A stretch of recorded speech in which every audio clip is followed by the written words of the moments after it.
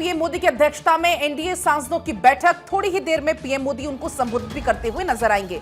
बैठक में एनडीए के सभी सांसद मौजूद हैं। 9:30 बजे का चूंकि समय तय किया गया था इस बैठक के लिए, मंगल मिलन बैठक इसको नाम दिया गया है। तस्वीरें आपके सामने हैं, प्रधानमंत्री नरेंद्र मोदी की मौजूदगी है।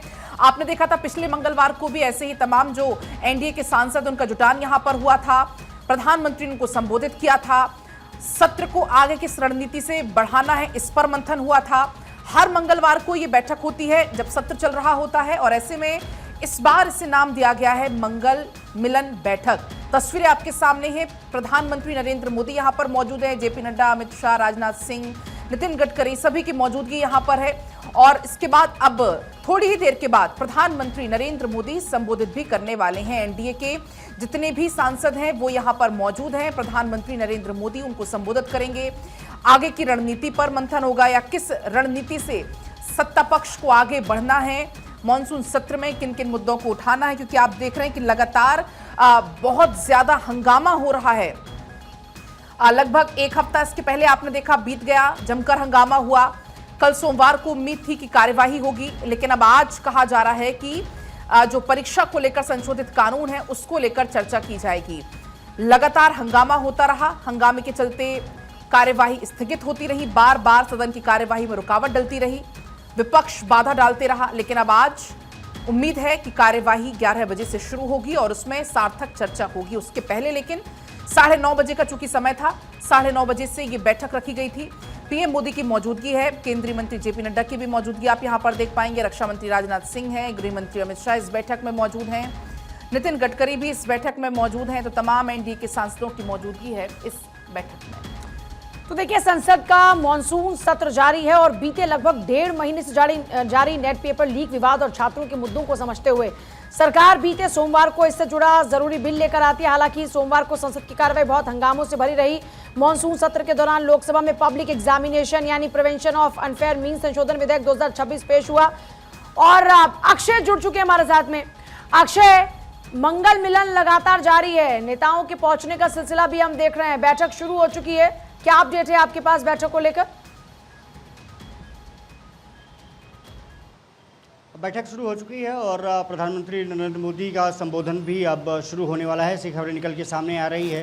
15 से 20 मिनट उनका संबोधन हो सकता है। खबर आ रही है कि धर्मेंद्र प्रधान का भी धन्यवाद कर सकते हैं और जिस तरह से उन्होंने शिक्षा व्यवस्था में सुधार के लिए प्रयास किए हैं उस पर उनको शाबाशी दी जा सकती है।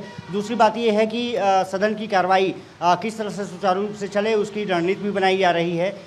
जिस तरह से किरण रिजिजू ने कहा कि सभी से बातचीत उन्होंने की है, लगातार जो ओम बिरला और सीपी राधाकृष्णन से भी उनकी बातचीत हुई है।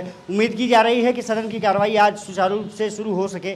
लेकिन सबसे बड़ी बात यह है कि जिस तरह से सदन में हंगामा देखने को मिला है, जिस तरह से सड़क से संसद तक संग्राम देखने को मिला है, प्रधानमंत्री नरेंद्र मोदी का साफ तौर पर मानना है कि जिस तरह से पेपर लीक के मामले सामने आए हैं उसको लेकर के सरकार पूरी तरह से मुस्तैदी है।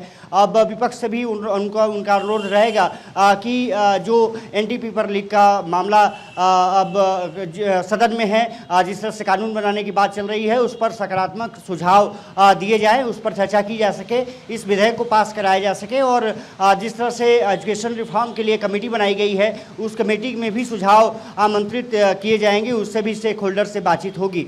तो कहा जा सकता है कि सड़क पर संग्राम रहा। अब सदन में जिस तरह से एक सप्ताह से हंगामा रहा है, आज माना जा रहा है कि पूजा 12 बजे के आसपास कार्रवाई शुरू हो सकती है। हालांकि जो 1 घंटा होगा 11 से 12 उसमें आज भी मुझे लग रहा है नोटिसेस क्योंकि विपक्ष की तरफ से दिए गए हैं तो फिर हंगामा देखने को मिल सकता है। हालांकि अब एनडीए गठबंधन के साथ साथ इंडिया गठबंधन की बैठक भी शुरू होने वाली है।